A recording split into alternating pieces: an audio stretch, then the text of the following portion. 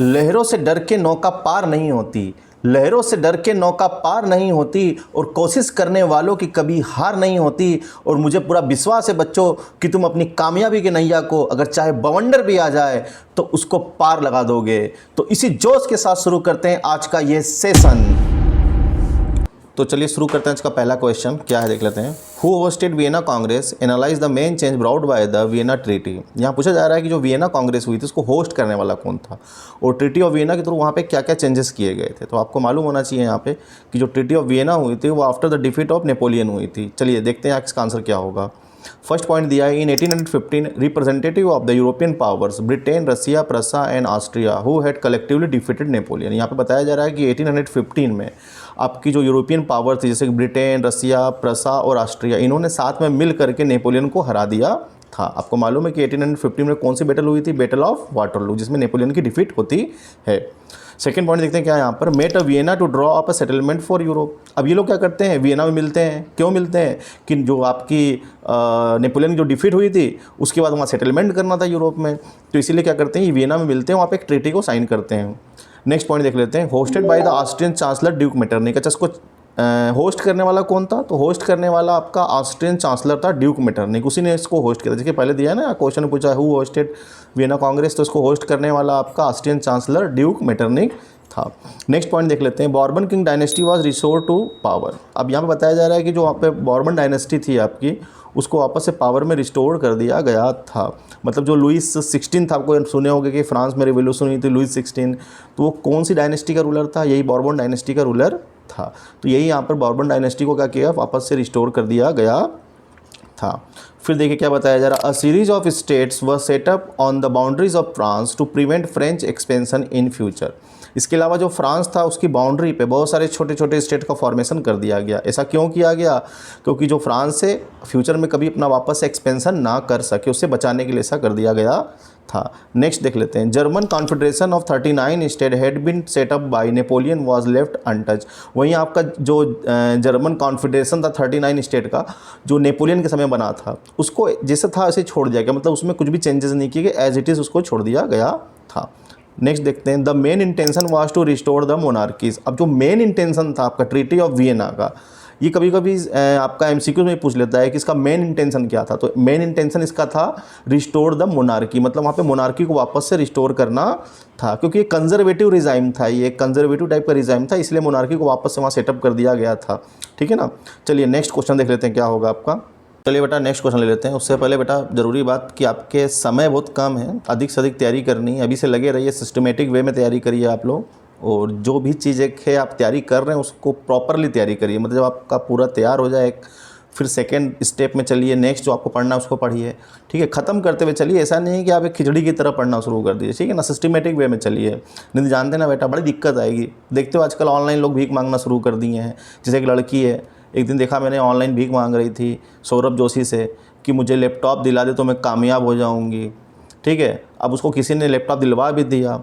फिर देखा मैंने दोबारा भीख मांगने लगी, कहने लगी कि इंडियन हैकर मुझे अगर कार दिला दे तो मैं कामयाब हो जाऊंगी। अरे भैया, एक दिन ऐसा ना हो कि अंबानी से पूरी प्रॉपर्टी मांग ले वो कहीं अपनी। ठीक है ना, तो ऐसा काम हमको नहीं करना है, हमको मांगने वाला नहीं बनना है बेटा, हम लोग को देने वाला बनना है। ठीक है, तो आप अच्छे से तैयारी करिए प्रॉपर वे में, और एक दिन आप कामयाब होके रहेंगे। चलिए नेक्स्ट क्वेश्चन देखते हैं क्या है आपका। Question number 2, conservative regime setup in 1815 were autocratic explain. बेटा एक क्वेश्चन आ चुका है कि जो आपका 1815 में जो कंजर्वेटिव रिजाइम बना था वो एक ऑटोक्रेटिक था। ऑटोक्रेटिक मतलब वही सेंट्रलाइज पावर होती है, एब्सोल्यूट पावर होती है इसके पास, उसकी बात हो रही है यहाँ पे। ठीक है, तो देखते हैं क्या था वो। Conservative regime setup in 1815 were autocratic, सीधी चीज़ भाई ऑटोक्रेटिक था वो। ठीक है, मोनार्क सिस्टम था। They did not tolerate criticism and dissent, सीधी चीज़ भाई वो किसी भी तरह के क्रिटिसिज्म और डिसेंट को टॉलरेट नहीं करते थे, बर्दाश्त नहीं करते थे कोई उनके ऊपर क्वेश्चंस करे। ठीक है ना। The regime sought to curb activity that question the legitimacy of autocratic government. इसके अलावा जो भी मतलब जो गवर्नमेंट थी उस समय की कंजर्वेटिव, अगर उसकी लेजिटिमेसी के अगर अगेंस्ट कोई क्वेश्चन करता था तो उन एक्टिविटी को वो कंट्रोल करने की कोशिश करते थे, उसको कंट्रोल कर दिया जाए, मतलब कोई क्वेश्चन ना करे लेजिटिमेसी के अगेंस्ट। ठीक है, नेक्स्ट पॉइंट देखते हैं, the regime impose censorship on books, newspaper, plays and music that express idea of liberty. इसके अलावा जो समय का रिजाइम था तो उसने क्या किया, जितने भी आपके न्यूज़पेपर, प्लेज, म्यूज़िक थे, उसके ऊपर क्या किया, सेंसरशिप लगा दी कि कहीं वो आइडिया ऑफ लिबर्टी को पब्लिश ना करें, इसलिए उनके ऊपर सेंसरशिप लगा दी गई थी कि वो आइडिया ऑफ लिबर्टीज़ को पब्लिश ना करें। ठीक है, नेक्स्ट देखते हैं, main intention was to restore the monarchies. इसका मतलब जो मेन इंटेंशन था आपका, जो 1815 में जो रिजाइम बना था, उसका मेन इंटेंशन आपका मोनार्की को स्टोर करना था वहाँ पर, जो कि बाद में क्या बॉर्बन डायनेस्टी का वहाँ पे रूल को वापस से स्टेब्लिश कर दिया गया था। ठीक है ना बेटा।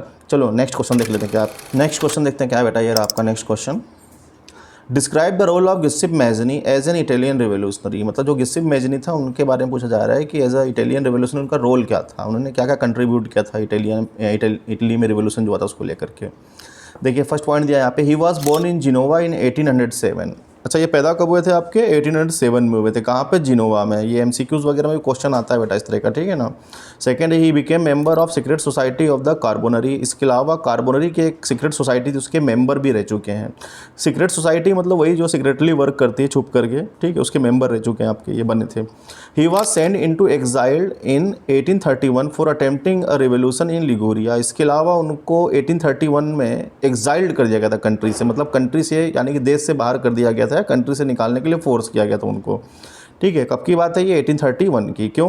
क्योंकि उन्होंने लिगोरिया में एक रिवोल्यूशन हुआ था, उसमें इन्होंने पार्टिसिपेट किया था, अटेम्प्ट किया था उसको। ठीक है, नेक्स्ट पॉइंट देखते हैं, he founded 2 underground society, first Young Italy in Marseilles and then Young Europe in Berne. इसके अलावा उन्होंने दो सीक्रेट सोसाइटी का फॉर्मेशन भी किया था। ठीक है ना, कौन कौन सी थी आपकी वो, एक यंग इटली थी जो मार्सलेस में बनाई थी, इसके अलावा यंग यूरोप इन बर्न में बनाई थी आपकी। ठीक है, नेक्स्ट पॉइंट देखते हैं, Mazzini believed that God had intended nation to be a natural unit of Mankind.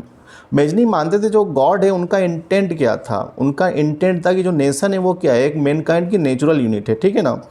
Next point देखते हैं, so Italy could not continue to be a patchwork of small state and kingdom. इसलिए जो Italy है उसको छोटे छोटे small state में नहीं बटाना चाहिए, मतलब डिफरेंट आपके रीजन का पैचवर्क नहीं होना चाहिए, उसको एक नेशन स्टेट में कन्वर्ट कर देना चाहिए। ठीक है ना। चलिए नेक्स्ट देखते हैं क्या है आपका fourth question, what was the July revolution. July revolution के बारे में पूछा गया आपका, 1830 में हुई थी जुलाई रिवोल्यूशन, उसी के बारे में। देखिए क्या इसका आंसर होगा, the first upheaval took place in France in July 1813। ठीक है, फ्रांस में जुलाई 1830 में एक रिवोल्यूशन हुई थी। ठीक है, उसी को बोलते हैं जुलाई revolution. The Bourbon king who had been restored after 1815 were now overthrown by liberal revolutionary। आपको मालूम है कि 1815 में जो ट्रीटी ऑफ वियना हुई थी उसके बाद फ्रांस में बॉर्बन किंग को वापस से रिस्टोर्ड किया गया था, जिसको क्या किया गया, जुलाई रिवोल्यूशन 1830 में वहाँ से हटा दिया गया। ठीक है, लिबरल लोगों ने ये रिवोल्यूशन की थी वहाँ पर, उन लोगों ने क्या किया था, इसको हटा दिया था वहाँ से। They installed a constitutional monarch with Louis Philippe at its head. इसके अलावा उन्होंने क्या किया, वहाँ पर एक कॉन्स्टिट्यूशनल मोनार्क का सेटअप किया, जिसका हेड कौन बना आपका, लुइस फिलिप बना। मतलब जो लुइस फिलिप था उसको कॉन्स्टिट्यूशनल मोनार्क वहाँ पे बनाया गया था। Next point, the July revolution sparked an uprising in Brussels which led to Belgium breaking away from the United Kingdom of the Netherland. अच्छा, जुलाई रिवोल्यूशन का असर क्या हुआ, ये हुआ कि इसी से क्या होता है आपका, ब्रुसेल्स में क्या होती है, एक आपकी अपराइजिंग होती है। ठीक है ना, जिससे बेल्जियम ने क्या किया, अपने को यूनाइटेड किंगडम ऑफ नीदरलैंड से अलग कर लिया था। कहीं ना कहीं उससे इन्फ्लुएंस हुए थे आपकी जुलाई रिवोल्यूशन जो फ्रांस की हुई थी उससे आपकी। ठीक है ना, और बेल्जियम ने अपने को यूनाइटेड किंगडम ऑफ नीदरलैंड से अलग कर लिया था। इसी को लेकर के एक बार मेटरनिक ने भी कहा था कि when France sneeze rest of Europe catches cold. मतलब कि जब फ्रांस छींकता है तो पूरे यूरोप को क्या हो जाता है, कोल्ड पकड़ लेता है। इसका मतलब कहीं ना कहीं उसका असर क्या होता है, पूरे यूरोप में होता है, जो भी अगर इंसिडेंट फ्रांस में हो रहा है तो वही चीज़ यहाँ पे हो रहा है। बेल्जियम ने क्या किया, अपने यूनाइटेड किंगडम ऑफ नीदरलैंड से अपने को अलग कर लिया था। नेक्स्ट क्वेश्चन देख लेते हैं बेटा क्या है। चलो बेटा MCQ ले लेते हैं यहाँ पे कुछ, जैसे आपको पहला दिया है यहाँ पे, विच of the following country was not a part of Vienna Congress of 1815। पूछा जा रहा है कि जो वियना कांग्रेस हुई थी 1815 में, इसमें से कौन सी कंट्री उसमें पार्टिसिपेट नहीं की थी। ऑप्शन दिए हैं, पहला आपका है ब्रिटेन, बी प्रसा, सी रसिया, डी पोलैंड। तो इसका आंसर हो जाएगा बेटा पोलैंड। पोलैंड ने पार्टिसिपेट नहीं किया था। पार्टिसिपेट कौन कौन किया था आपका, ब्रिटेन, प्रसा, रसिया और आपकी ऑस्ट्रिया ने। ठीक है, और इसको होस्ट करने वाला कौन था आपका, होस्ट करने वाला ड्यूक मेटरनिक, ऑस्ट्रियन चांसलर। ठीक है ना। चलो नेक्स्ट देखते हैं। नेक्स्ट है आपका, व्हेन वाज जोल्वेरिन फॉर्म। जोल्वेरिन कब बना था आपका, जोल्वेरिन आपका कब बना था। ऑप्शन दिया यहाँ पर, ए 1815, बी 1834, सी 1854, डी 1832। ठीक है। तो यहाँ इसका आंसर हो जाएगा बेटा आपका बी ऑप्शन 1834। उससे पहले देखिए ये ऑप्शन देख लीजिए क्या 1815 दिया है यहाँ पे। 1815 में आपका वही आपका बैटल ऑफ वाटरलू हुई थी और ट्रीटी ऑफ वियना होती है। इसके अलावा डी ऑप्शन है 1832। 1832 में बेटा आपका हुई थी ट्रीटी ऑफ कॉन्स्टेंटिनोपल, जिसके थ्रू ग्रीस को एक इंडिपेंडेंट नेशन रिकॉग्नाइज किया गया था। नेक्स्ट देखते हैं क्या है। Who was the Austrian chancellor during Vienna settlement in 1815। पूछा जा रहा है कि जो आपका वियना सेटलमेंट हुआ था उस समय ऑस्ट्रियन चांसलर कौन था। तो ऑप्शन दिए A Louis Philippe, B duke Metternich, C Louis 16, D Napoleon. तो इसका आंसर हो जाएगा बेटा बी ऑप्शन ड्यूक मेटरनिक। ठीक है, ड्यूक मेटरनिक ने क्या किया था, इसको होस्ट किया था। इसके अलावा लुइस फिलिप को पता ही जुलाई रिवोल्यूशन हुई थी 1813 में, तो लुइस फिलिप को वहाँ का कॉन्स्टिट्यूशनल मोनार्क बनाया गया था उसके बाद से। और नेपोलियन जानते हो बेटा, नेपोलियन ने 1804 में आपका सिविल कोड को इंट्रोड्यूस किया था। ठीक है, और इसके अलावा 1815 में क्या होती है, इसकी बैटल ऑफ वाटरलू में डिफीट हो जाती है। इसके अलावा लुइस 16 आपको पता ही है, लुइस 16 के टाइम में आपकी फ्रांस की रिवोल्यूशन हुई थी। ठीक है, नेक्स्ट देखते हैं क्या है। Whom did Metternich describe as the most dangerous enemy of our social order? जो मेटरनिक था उसने किसको डिस्क्राइब किया था कि the most dangerous enemy of our social order. Option दिए हैं आपका Cavour, B Garibaldi, C Louis Philippe या डी गिसिप मैजनी। तो इसका आंसर हो जाएगा बेटा D option Giuseppe Mazzini. Giuseppe Mazzini को उसने डिस्क्राइब किया था कि the most dangerous enemy of our social order. ठीक है, चलिए नेक्स्ट देखते हैं क्या। Observe the image given below, who is portrayed in the painting and what is the occasion. पूछा जा रहा है कि इस इमेज में किसको दिखाया गया है और ओकेजन क्या है यहाँ पे। ठीक है ना, तो यहाँ आप देख सकते हैं बीच में कोई है पर्सन, उसी के बारे में पूछा जा रहा है। तो पहला आपका आंसर दिया है यहाँ पे first option, signing of French constitution by Louis Philippe. Louis Philippe हैं जो कि का फ्रेंच कॉन्स्टिट्यूशन को साइन कर रहे हैं। या फिर B option, signing of treaty of Vienna 1815 by duke Metternich. या फिर C Giuseppe Mazzini and the founding of Young Europe in Bern 1833। या D Lord Byron and signing of the treaty of Constantinople 1832। तो इसका option हो जाएगा बेटा C option, Giuseppe Mazzini and the founding of Young Europe in Bern 1833। ठीक है ना, इसके अलावा देखिए कुछ ऑप्शन यहाँ दिए हैं, इसको भी जान लीजिए आप लोग कि डी ऑप्शन दिया Lord Byron and signing of treaty of Constantinople 1832। मतलब लॉर्ड बायरन तो कोई मतलब ही नहीं है यहाँ पर, लेकिन हाँ ट्रीटी ऑफ जो कॉन्स्टेंटिनोपल हुई थी 1832 में हुई थी आपकी। ठीक है, लॉर्ड बायरन कौन थे, आपके इंग्लिश पोएट थे जिन्होंने क्या किया था, ग्रीक वॉर ऑफ इंडिपेंडेंस में पार्टिसिपेट किया था। नेक्स्ट देखते हैं आपका, which of the following group of country collectively defeated Napoleon in 1815। पूछा जा रहा है कि नेपोलियन को कलेक्टिवली किन लोगों ने मिलकर हराया था। तो पहला ऑप्शन दिया है नीदरलैंड, ब्रिटेन, रसिया, जर्मनी। की B option Britain, Russia, प्रसा, Austria. सी इटली, ब्रिटेन, रसिया, जर्मनी। या डी ब्रिटेन, रसिया, प्रसा या ऑस्ट्रेलिया। तो इसका आंसर हो जाएगा बेटा आपका बी ऑप्शन ब्रिटेन। नेक्स्ट देखते हैं आपका, who remark when France sneeze the rest of Europe catches cold. अभी डिस्कस किया था इससे पहले हमने, ये बात किसने बोली थी, तो ये बात बोली थी आपका ड्यूक मेटरनिक ने बेटा। ठीक है ना, चलो नेक्स्ट क्वेश्चन देख लेते हैं। Which was the first clear expression of nationalism. मतलब पूछा जा रहा है कि सबसे पहला क्लियर एक्सप्रेशन क्या था नेशनलिज्म का यूरोप में।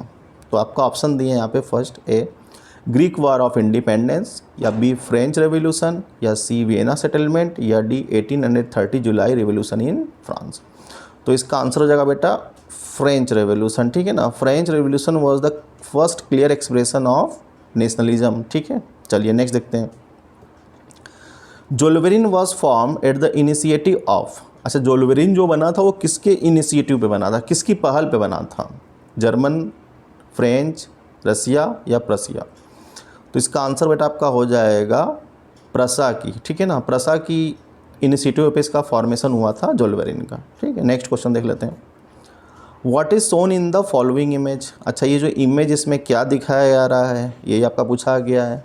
Option A massacre at Chios, the club of thinker, the planting of tree liberty, the storming of the Bastille. तो इसका ऑप्शन हो जाएगा बेटा ए द मैसेकर और चियोस। ठीक है ना, मैसेकर एट चियोस इसमें दिखाया गया है आपका।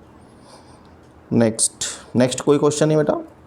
ठीक है, यहीं पर अपना सेशन हम ख़त्म करते हैं। नेक्स्ट सेशन में फिर मिलेंगे जल्दी, तब तक के लिए बाय बाय।